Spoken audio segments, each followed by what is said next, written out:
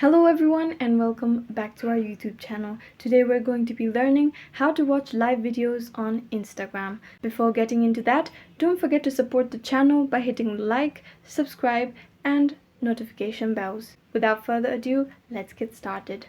First, you're going to have to open the Instagram mobile application.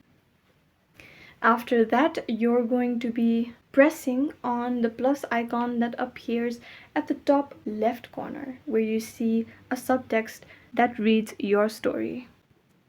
After that, you slide the tags until you see the live option. Then you enter the live option. This might take a while as it is checking your connection.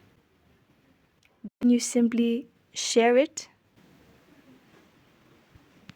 and then end your live. After that, you go to your direct messages by tapping the arrow icon that appears on the top right corner of your screen. After that, you open the chats of the person you sent your live to. Now tap on watch live video. Since your live video is ended, it will recommend you people who are still live on Instagram. And that's it, guys. I hope this helps. And if there's any queries that you have from us, please let us know in the comment down below.